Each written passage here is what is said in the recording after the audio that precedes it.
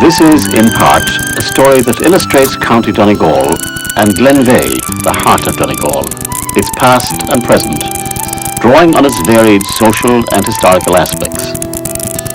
Geographically, Donegal's coastal location gives rise to its spectacular views and a relationship with the sea, as evidenced in the folkways and lifestyles of its people.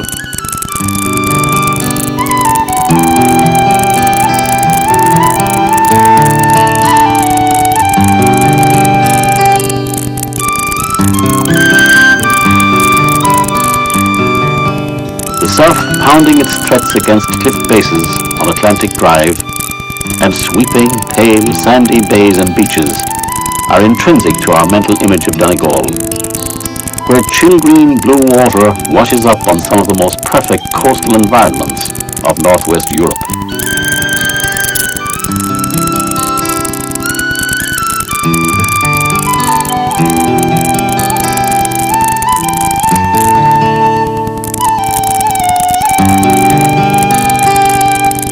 Inland, the scenery remains full of interest, with its rich contrast of mountains against flat blanket bog landscapes. Ever-dominant Errigal rises proudly out of the surrounding lands, its blue-grey sparkles betraying its ancient volcanic origins.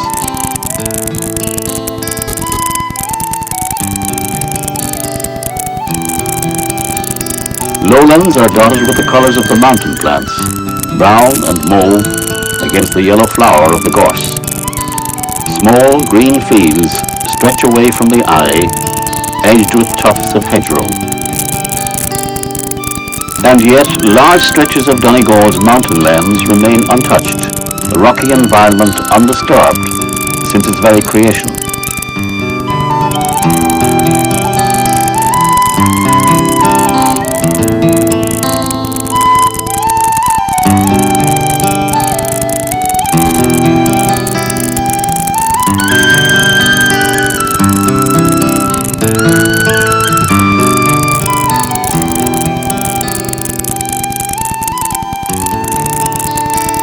Sheep farming takes place on dry, higher areas, while below, cattle graze on cultivated grassland pastures alongside the crops. The toil of the hill farmer often blinds him to this land of stubborn beauty on which he battles to tend land and stock. The life he leads is not as contented as his midland cousin, who has no rocky steeps to contend with, and whose flat vistas may provide more security, but surely less appreciation of the myriad forms that nature displays in this land.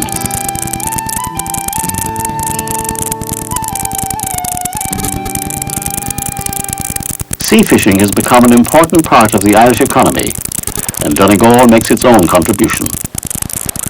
At Lacca, situated beside Doe Castle, one can see salmon netting in progress in the picturesque estuary which has continued unchanged over the centuries.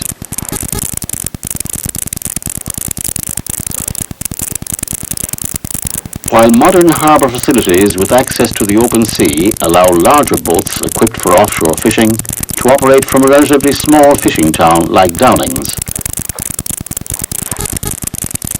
foreign and native craft tie up side by side to use the facilities at Donegal's chief fishing port, Killybegs.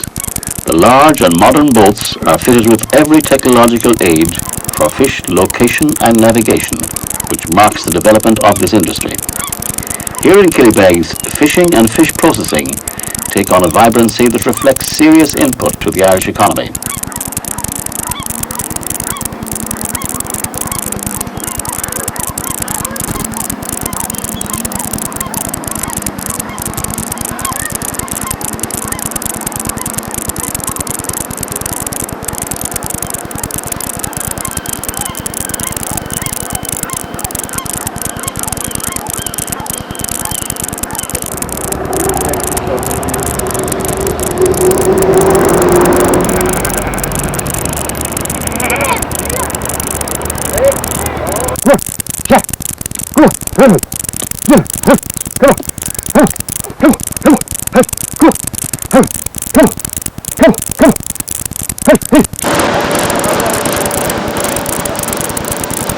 From sheep farming and the old textile tradition, Donegal tweeds and fabrics, through innovation and design, have become synonymous with quality and elegance worldwide.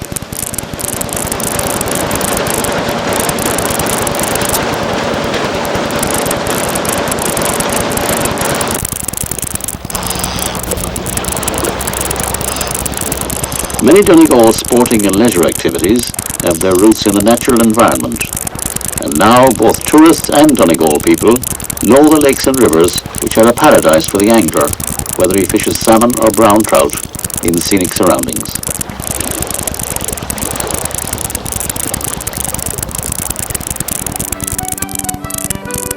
Relaxing by a cosy turf fire in the local pub is one way that the tired huntsman can savour a day spent with his dog on the mountain in the pursuit of pheasant, woodcock or grouse.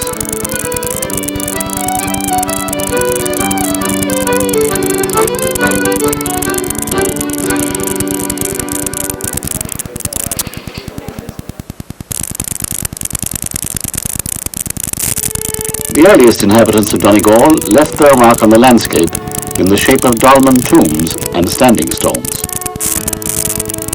One of their sophisticated structures stands on the hill of Allach in Inishowen.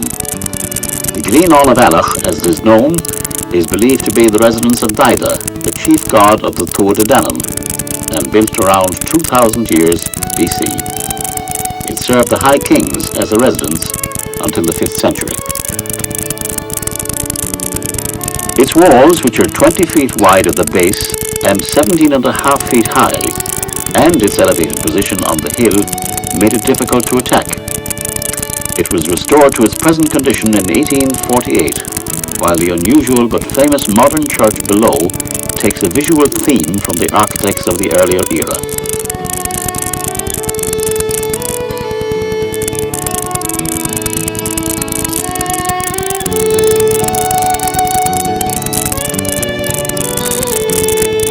Castellations and fortresses that remind us of the medieval phase are well represented by the old tower portion of the O'Donnell Castle in Donegal town.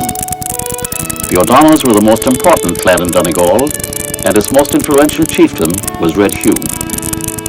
O'Donnell's lineage can be traced back to Niall of the Nine Hostages, High King of Ireland from 377 to 405, and he was also a direct descendant of St. Columcille, who began his mission in Iona in 563. The O'Donnells, combined with the O'Neills, chieftains of Tyrone, represented a formidable alliance against English rule in Ireland. Their influence was to extend far beyond the confines of their northern territories, and was only to end in their eventual defeat at the Battle of Kinsale on Christmas Eve 1601. Doe Castle also has links with both the O'Donnells and the O'Neills. It was here that Red Hugh O'Donnell, eventually to succeed as chieftain of his clanspeople, was fostered. O'Donnell was fated to die in exile in Spain. Doe Castle later figured when Owen O'Neill stayed here with a large French force prior to the Battle of Benbarb in 1646, from which he emerged victorious.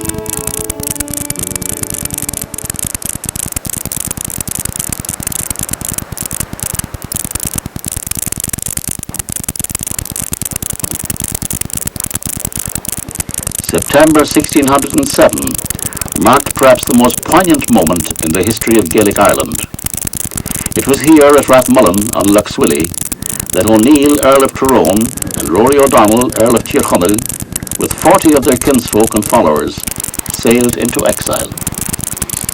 Let the archaic words of Red Hugh O'Donnell's biographer capture the moment.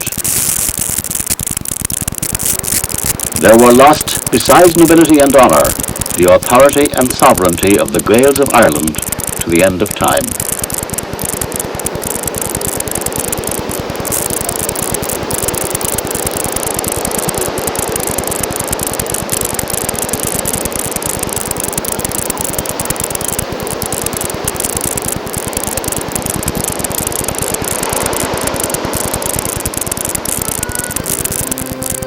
The way was opened for the colonisation of Ulster.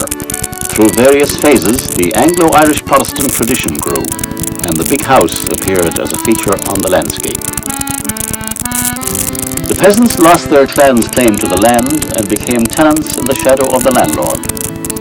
The landlord system was broken down by the radical 19th century Land Acts, which finally allowed the ordinary people of Ireland to purchase the land they tended through the British government from their landlord. The way was then paved for the early modern Irish agricultural tradition.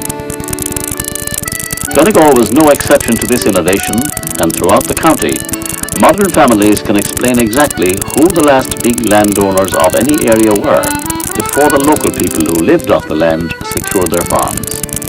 Their lives were often precarious, and the work was hard. When I was growing up round here, it was all horsepower and water power. The horses did all the work on the farm, and it was hard work for the men that had to work with them as well, because they had to be up in the morning to get the horses fed before they started the day's work. And of course, a lot of the crops that were grown on the farm had to go to feed the horses, because it was important to keep them well fed, because if they weren't, they wouldn't be able to do the work. And then of course, the horses also thrashed the corn after the crops were taken in, and they had them attached to a device which they thrashed the corn, a thing we used to call the ring course, where the horses moved round and thrashed the corn inside in the barn.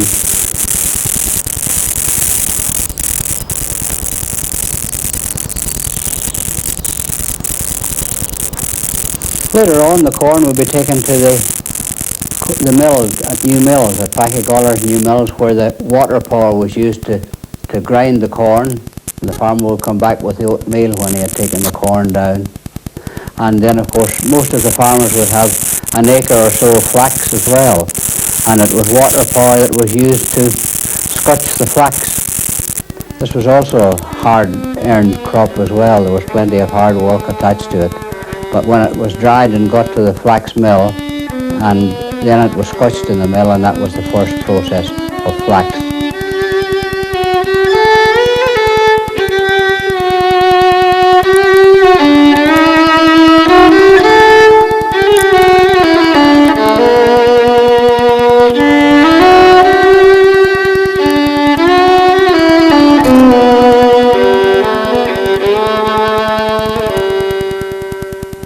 In recent times, of course, tractors and modern machinery do nearly all the hard work, like setting potatoes and that type of work. It was back-breaking work in the past, is all done by machinery now. And there's very, very little handwork done at all. Except, of course, you might see in some of the little hill farms, people yet might use a scythe to cut meadow hay or things like that. And sometimes, maybe if there was a small bit of grass to be cut, even a local farmer might use a scythe. But other than that, all the back-breaking work is gone. The machinery has taken the toil out of it.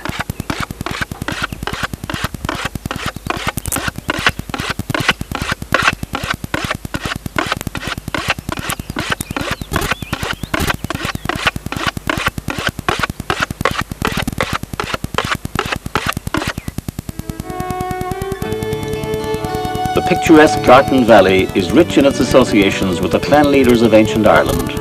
Donegal's most famous son, St. Colin, was born here in 521. A large Celtic cross marks his birthplace at Lecknacool. A mottled flagstone beside the cross is believed to be the spot where the saint was born. Translated from the Gaelic, Lecknacool means the flag or stone of loneliness, and it was used as a place of solace over the centuries for those contemplating leaving their native land to emigrate far away.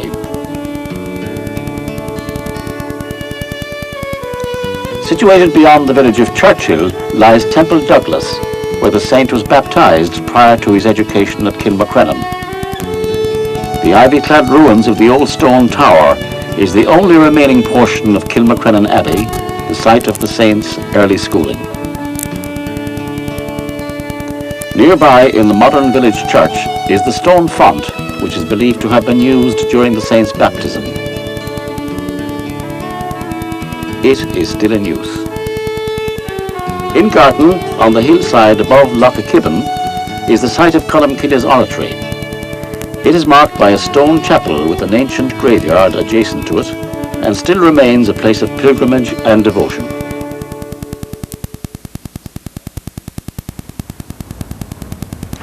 The internationally renowned painter Derek Hill chose to live in Garton over 30 years ago. Recently, he made a gift of his original house, St. Colum's, to the Irish state. The house and its associated gallery contain a lifetime's collection of valuable and important artworks. I loved the country and thought it marvellous country, and then came back again a bit later and saw this house, which was then empty. It had been a little hotel, a sort of gents' fishing hotel, after it ceased to be the glebe. And I came and I thought, well, that is really the house that I'd love to live in, because it faced the right way, it was on a lake, and I love water, and the trees with the barren hills behind, and it was everything I liked in the way of a position for a house. And one of the reasons is the landscape to me is unique when it's beautiful and sunny. It isn't always, of course, but the peace and quietness of the place, and this beautiful lake which is completely uncluttered by tourism, although I think it's a good thing that people should come and visit it. I mean, if you had things like caravans and chalets all along it, it would be fatal. And at one moment, the other side of the lake, Lochvey House, was for sale for exactly that. So I bought it. I couldn't really afford it then, but luckily I then sold it immediately for exactly what I paid for it to the vocational educational people who were going to open it as a sort of school of nature pursuits and nature study and everything.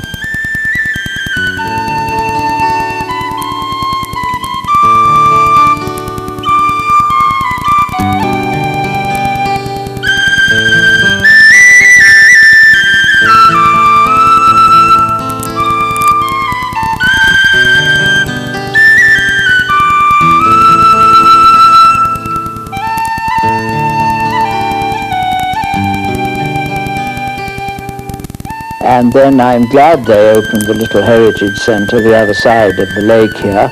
They showed me the plans, because there is an agreement that any plan made on that land which I'd bought and then sold to them, I am consulted about buildings and things there. But I agreed that the little building, which I think is very good and very links in with the countryside and with the natural sort of buildings around, and I hope that'll also be a great draw.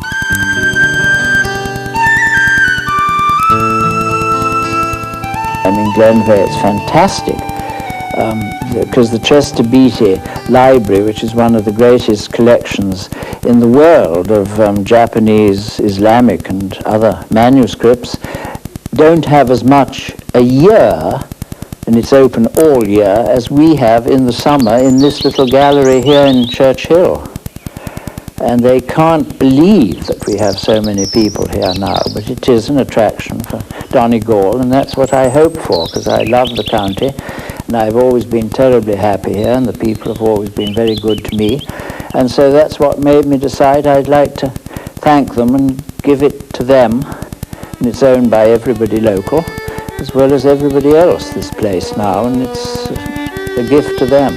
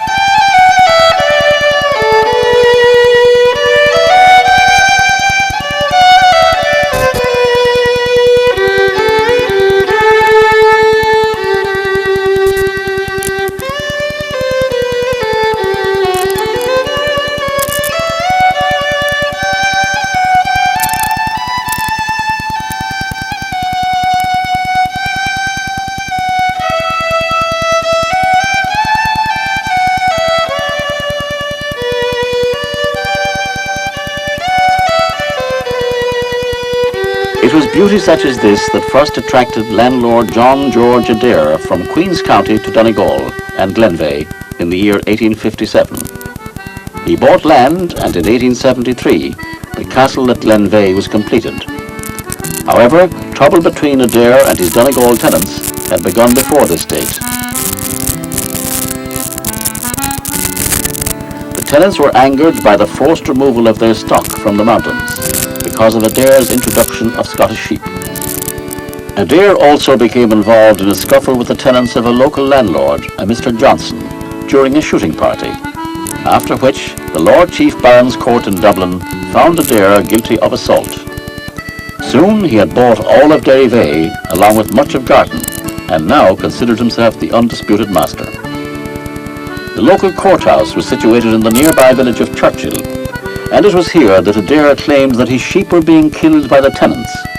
But local magistrates ruled that no sheep of Mr. Adair's was maliciously done away with, inclement weather being a much more likely cause. Events culminated when Adair's Scottish land steward, Murray, was found murdered on the mountain. A tenant was charged, but the jury failed to reach a verdict. It was never established who was responsible for the killing. Adair extracted a terrible revenge on his tenants on the 8th and 9th of April, 1861. Many of the 244 people evicted were to die by the roadside. Others were removed to the local workhouses. The bulk of the homeless, however, made their way to Australia. Local police had refused to take part in the action. The evicting forces, guarded by militia from Dublin and constabulary from Sligo and Leitrim, levelled cottage after cottage. Oh, garden blue lake of the swan, with your waters of sad, bitter tears, do you weep for the days that are gone, and lament for the heartbreak of years? I hear voices that sigh by your shore, or the wind in the reeds making queen. Will some presence remain evermore, to hold fast to the things that have been? Darby, Lord of valley and plain, while I gaze on your high rocky steeds, shining wet in the soft summer rain. Could it be that your granite heart weeps?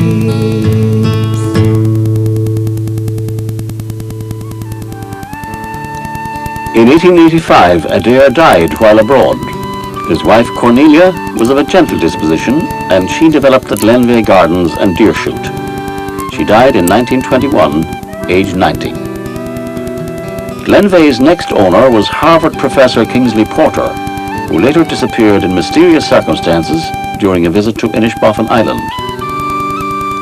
Henry McElhenney was the millionaire curator of the Philadelphia Museum of Fine Art and had Donegal ancestry. He became the owner of this part of northwest Donegal in 1937.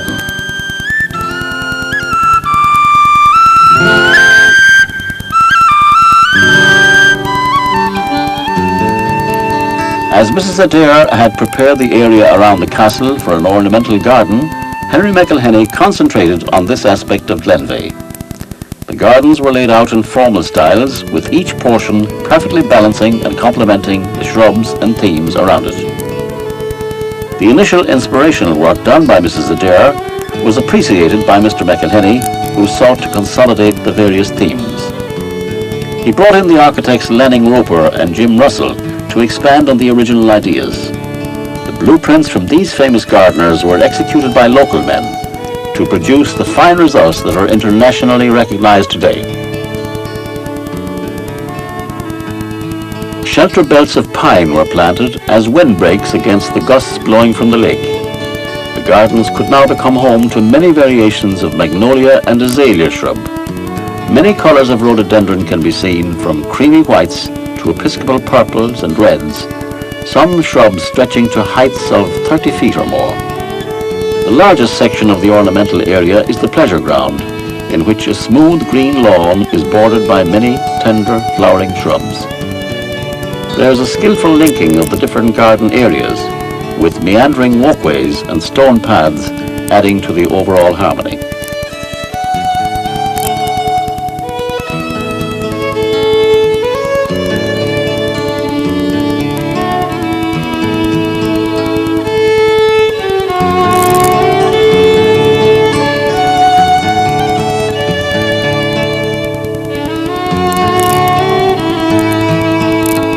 Gardens are noted as being graced with outdoor furnishings, with a fine example of a classical statue garden, including Italian ornamental containers and seats.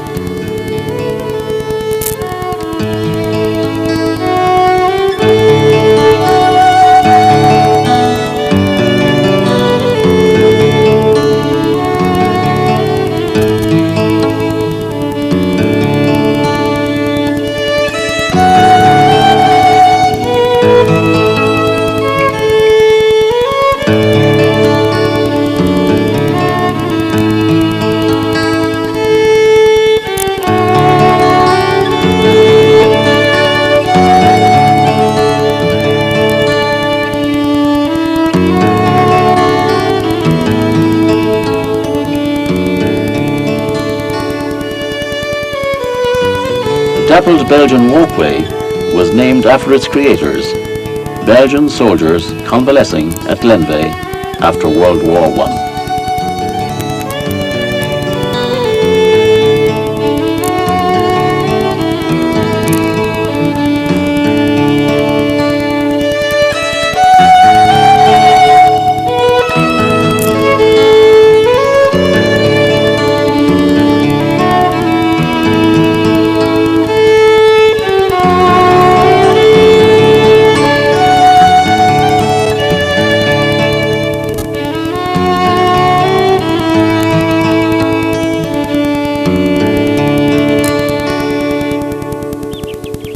One of Mr. McElhinney's personal delights was in introducing elements of design into the wild areas of the garden, which looked as if they had been part of the landscape for hundreds of years. These apparently ancient moss-covered steps lead to a plateau high above the castle and were only completed in the early 60s.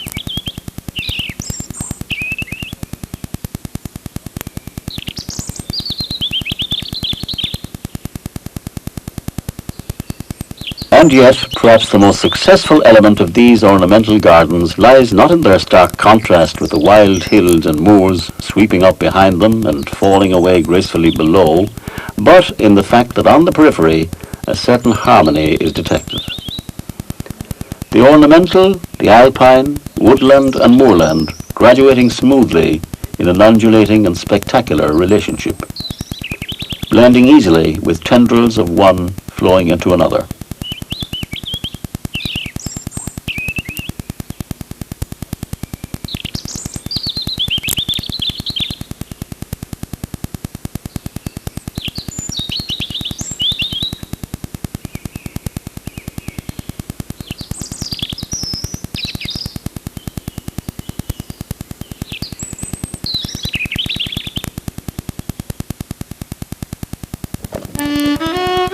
Access to the interior of the castle is now available to visitors, giving another glimpse of the lifestyle and tastes of Mr. McElhinney.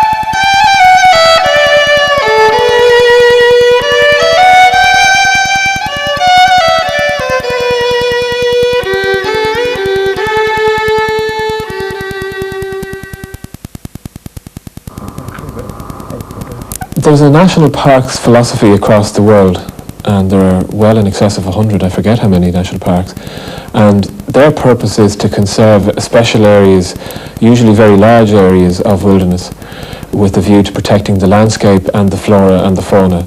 So places like Yellowstone and big parts of Alaska in the United States, the Serengeti in Africa, these famous wildlife places are protected. In Ireland we have a smaller landmass and we have smaller national parks, but primarily what they are about in fact is conserving the landscape and the flora and fauna. Now in Glenveagh we have the bonus of having a castle and splendid gardens, and while they are probably the main attraction for tourists who come here, our primary serious purpose is to conserve the land and the wildlife that's here. What we have here, we have first of all the biggest herd of red deer in the country, around about 750.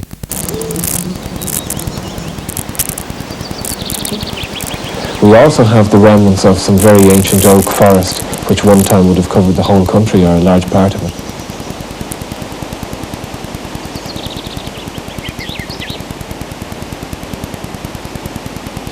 And we take an interest in everything from the biggest, from the deer down to the smallest. And for example, a new species of fly, which would be not much bigger than a pinhead, was discovered here 2 years ago, completely new to science. But we don't necessarily advertise that. It's not of great interest, I don't think, to most of the people who come. Somebody said to us a while ago that people come for a pilgrimage to the Glenveagh Gallery and for an outing to Glenveagh. And I think for a lot of people that Glenveagh is a beautiful place to go for a day out.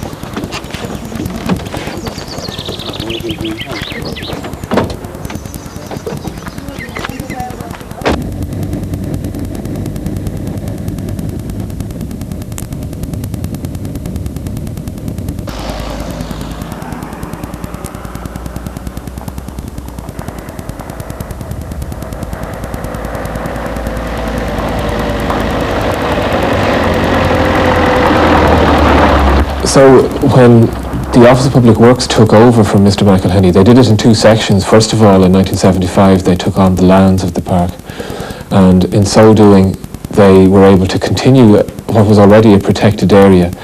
And they had actually quite a serious responsibility, because when it was private, there weren't that many visitors.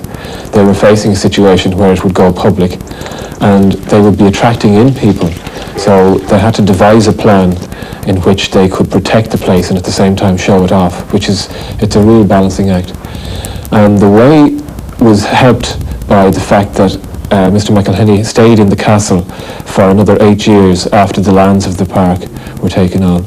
So that time was spent planning, and the result was the visitor centre at the very edge of the park, and the people are focused there, and the castle and the people are focused there again. But the main wilderness has been protected, and of course one of the main things is that people can't bring cars in.